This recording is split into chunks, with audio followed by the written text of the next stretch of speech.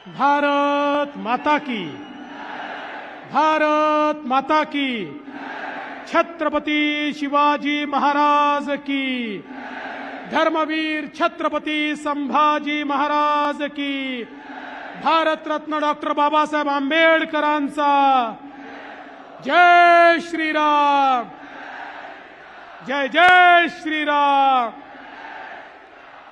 मंचावर उपस्थित आपले लोकप्रिय मुख्यमंत्री माननीय एकनाथराव शिंदेजी, धडाडीचे उपमुख्यमंत्री माननीय अजितदादा पवार, माननीय चंद्रकांत दादा पाटील या ठिकाणी उपस्थित, मनसेचे अमित ठाकरे, आपले चारही उमेदवार शिवाजीराव आढळराव पाटील, सुनेत्रा वहिनी पवार, मुरली अण्णा मोहोळ आणि बारण्याजी आणि उपस्थित माझ्या सर्व माता भगिनी आणि बंधूंनो, ही छत्रपती शिवरायांची भूमी आहे। जगातला पहिला सर्जिकल स्ट्राईक शाहिस्ती खानावर करणारे छत्रपती शिवाजी महाराज होते। त्यांच्याचकडनं प्रेरणा घेऊन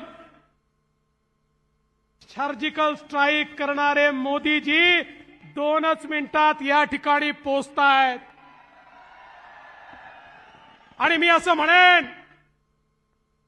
पुण्याच्या इतिहासातील सर्वात मोठी सभा जर कुठली असेल तर ती आजची सभा आहे। लोक येतातच आहेत, महापूर आहे। शिंदे साहेब, आपल्या मुंबईमध्ये अरबी समुद्र आहे, पण जनतेचा समुद्र मात्र आज पुण्यामध्ये पाहायला मिळतोय। बंधू भगिनींनो, पुणेकरांचं, पुणे जिल्ह्याचं मोदीजींवर खूप प्रेम आहे। आपल्या सगळ्यांना कल्पना आहे, ही साधी निवडणूक नाही आहे, ही देशाची निवडणूक आहे। महापालिकेची, जिल्हा परिषदेची निवडणूक नाही आहे। देशाचा नेता निवडायचा आहे। देशाचा नेता कोण असेल, कोणाच्या हाती देश सुरक्षित असेल, कोण देशाला विकासाकडे घेऊन जाईल, याचा फैसला करण्याची निवडणूक आहे। आणि बंधू भगिनींनो, केवळ 2 पर्याय दिसतात। एकीकडे विश्वगौरव असलेले विकास पुरुष माननीय नरेंद्र मोदीजी आहेत, आणि दुसरीकडे राहुल गांधींच्या नेतृत्वातली 26 पक्षाची खिचडी आहे। अरे मोदीजींची या ठिकाणी, मोदीजी आपले इंजिन आहेत। मोदीजींच्या सोबत या ठिकाणी शिंदे साहेबांच्या नेतृत्वात शिवसेना आहे, अजितदादांच्या नेतृत्वात या ठिकाणी राष्ट्रवादी काँग्रेस आहे, राज ठाकरेंची मनसे आहे, आठवलेंची रिपाई आहे, पिरिपा आहे, रासपा आहे, या ठिकाणी रयत क्रांती आहे, या ठिकाणी जनसुराज्य आहे। एक अत्यंत मोठी अशा प्रकारची आपली महायुती आहे। या महायुतीचं इंजिन मोदीजी आहेत, पॉवरफुल इंजिन आहे। या महायुतीच्या इंजिनमध्ये सर्वसामान्य माणसाला बसायला जागा आहे। या ठिकाणी दीन दलित, गोर गरीब, आदिवासी, शेतकरी, शेतमजूर, महिला, अल्पसंख्याक, ओबीसी सगळ्यांकरता आपल्या गाडीमध्ये जागा आहे। दुसरीकडे काय अवस्था आहे? दुसरीकडे डब्बे नाहीच आहे, फक्त इंजिन आहे। इंजिन म्हणजे मनसेचं इंजिन नाही, ते तर आपल्या सोबत आहे, पण दुसरीकडे इंजिनच आहे। आणि इंजिनाची अवस्था कशी आहे? राहुल गांधी म्हणतात मी इंजिन आहे, शरद पवार साहेब म्हणतात मी इंजिन आहे, उद्धव ठाकरे म्हणतात मी इंजिन आहे, मुलायम सिंगाचा पोरगा म्हणतो मी इंजिन आहे, लालू प्रसादांचा पोरगा म्हणतो मी इंजिन आहे, स्टॅलिन म्हणतो मी इंजिन आहे, ममता बॅनर्जी म्हणतात मी इंजिन आहे। त्या ठिकाणी डब्बे नाहीयेत, केवळ इंजिन आहे। आणि इंजिन मध्ये बसण्याकरता सर्वसामान्य माणसाला जागा नसते, तिथे केवळ ड्रायव्हर बसतो। आपल्याला कल्पना आहे त्या ठिकाणी राहुलजींच्या इंजिनमध्ये फक्त सोनियाजी आणि प्रियंकाजीला जागा आहे, पवार साहेबांच्या इंजिनमध्ये फक्त सुप्रिया ताईंना जागा आहे आणि उद्धवजींच्या इंजिनमध्ये केवळ आदित्य ठाकरेंना जागा आहे, त्यांच्या इंजिनमध्ये सर्वसामान्य माणसाला जागा नाही आहे। बंधू भगिनींनो, या पुणे जिल्ह्यातले हे 4 आमचे खासदार तुम्ही ज्यावेळी घड्याळाचं बटन, कमळाचं बटन, धनुष्यबाणाचं बटन दाबून निवडून द्याल, या पुणे जिल्ह्याची बोगी थेट मोदीजींच्या इंजिनला जाऊन लागेल आणि पुणे जिल्हा वेगानं पुढे जाईल।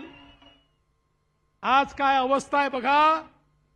हे पक्ष म्हणतात आम्ही आता आळीपाळीने या ठिकाणी प्रधानमंत्री बनवू। त्यांना विचारलं तुमचा प्रधानमंत्री पदाचा उमेदवार कोण? ते म्हणतात आळीपाळीने प्रधानमंत्री बनवू। मी म्हटलं तर आळीपाळीने बनवायचं तर पहिला कोण ते सांगा।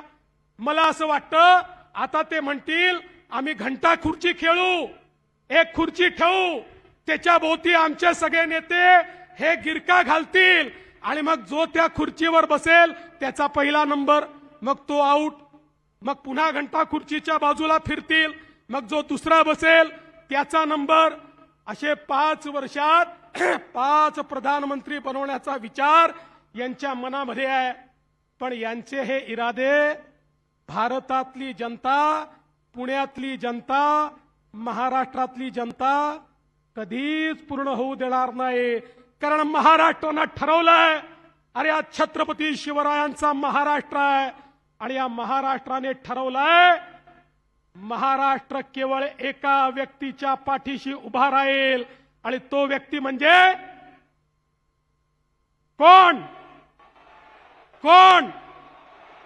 कोण? कोण? कोण? मग लक्षात ठेवा, पुण्यामध्ये मोदीजींचं चिन्ह कमळ आहे, शिरूर बारामतीमध्ये मोदीजींचं चिन्ह घड्याळ आहे आणि मावळमध्ये मोदीजींचं चिन्ह प्रभू श्रीरामांचा धनुष्यबाण आहे। मोदीजींना थेट वोट हे आपल्या या 4 उमेदवारांना मत दिलं की आपलं मत थेट मोदीजींपर्यंत पोहोचणार आहे। आज आपण पाहू शकतो गेल्या 10 वर्षामध्ये पुणे जिल्ह्याचा चेहरा मोदीजींच्या नेतृत्वात बदलला। पुण्याची मेट्रो असेल, या ठिकाणी हायवेज असतील, या ठिकाणी मुळा-मुठा नदीच्या शुद्धीकरणाचा प्रोजेक्ट असेल, या ठिकाणी 24/7 ची योजना असेल, या ठिकाणी एसटीपीची योजना असेल, प्रत्येक विषय जर या ठिकाणी मी सांगितला तर एक फार मोठी यादी आहे। पुणे शहराला आधुनिक रूप हे मोदीजींच्या माध्यमातून मिळत आहे। आता पुण्याचं नवीन टर्मिनल सुरू झालं, लवकरच त्या ठिकाणी आवागमन सुरू होईल। पुण्याला नवीन एअरपोर्ट देण्याचा मानस आमचा आहे। या पुण्याला देशाचं टेक्नॉलॉजी हब हे करण्याचा विचार आज आमच्या मनामध्ये आहे। मुख्यमंत्री एकनाथराव शिंदेजी, अजितदादा, आम्ही सगळे मिळून पुण्याला टेक्नॉलॉजी हबच्या रूपानं विकसित करतो आणि मला सांगताना आनंद वाटतो। अरे लोक सांगतात बंगलोर हे स्टार्टअप कॅपिटल आहे, कोणी म्हणतं हैदराबाद हे स्टार्टअप कॅपिटल आहे, पण तुम्ही आता या ठिकाणी जर बघितलं देशामध्ये सर्वात जास्त स्टार्टअप कुठे असतील तर ते महाराष्ट्रामध्ये आहे आणि त्यातही सर्वात जास्त मुंबई आणि पुण्यामध्ये आहे। अरे देशाचं स्टार्टअप कॅपिटल हे महाराष्ट्र आहे आणि महाराष्ट्राचं टेक्नॉलॉजी कॅपिटल हे पुणे आहे। महाराष्ट्राचं मॅन्युफॅक्चरिंग हब हे देखील पुणे आहे। बंधू भगिनींनो, लक्षात ठेवा, मोदीजींनी या देशामध्ये मेक इन इंडियाचा नारा दिला आणि मेक इन इंडियाचा नारा दिल्यानंतर काय चमत्कार झाला बघा। जो देश सर्व प्रकारचे शस्त्रास्त्र या ठिकाणी इम्पोर्ट करत होता, आयात करत होता, आता तो देश आपलं स्वतःचं फायटर जेट देखील बनवतो, तो देश आपल्या तोफा देखील बनवतो, तो देश आपली सबमरीन देखील बनवतो, तो देश आपल्या नौका देखील बनवतो आणि यातल्या डिफेन्स मॅन्युफॅक्चरिंग मध्ये सगळ्यात मोठा वाटा जर कोणाचा असेल तर तोही आपल्या पुण्याचा आहे, हे देखील या निमित्ताने सांगितलं पाहिजे। आत्मनिर्भर भारताची सुरुवात जी मोदीजींनी केली ती पुण्याने त्याला हात दिलेला आहे आणि आज या भारतामध्ये आपल्याला कल्पना अग्नीसारखं मिसाईल आपण तयार केलाय। जगाच्या पाठीवर जे 3 देशांकडे आहे ते आपल्याकडे आहे। 7000 किलोमीटर दूर कुठेही शत्रूचं ठाणं असलं तरी ते नेस्तनाबूत करण्याची ताकद मोदीजींच्या भारतामध्ये आहे। हा नवीन भारत आहे मित्रांनो, नवीन भारत आहे। आपल्याला कल्पना आहे, आपण तो काळ पाहिलाय। या देशामध्ये आतंकवादी यायचे, या ठिकाणी बॉम्बस्फोट करायचे, या ठिकाणून निघून जायचे आणि आमचे प्रधानमंत्री अमेरिकेपुढे जाऊन रडायचे, बघा बघा तो पाकिस्तान या ठिकाणी येतो, आमच्यावर हल्ला करतो, तुम्ही त्या पाकिस्तानला समजवा। त्या ठिकाणी बॉम्बस्फोट थांबायचे नाहीत। या देशाला कोणी मजबूत मानत नव्हतं, पण तुम्ही बघा मोदीजींच्या राज्यामध्ये बॉम्बस्फोट केल्यानंतर त्या ठिकाणी घुसून सर्जिकल स्ट्राईक आणि एअर स्ट्राईक केला। 2019 नंतर या देशामध्ये बॉम्बस्फोट करण्याची पाकिस्तानच्या बापाची हिम्मत देखील झाली नाही। हे मोदीजींनी या ठिकाणी करून दाखवलं।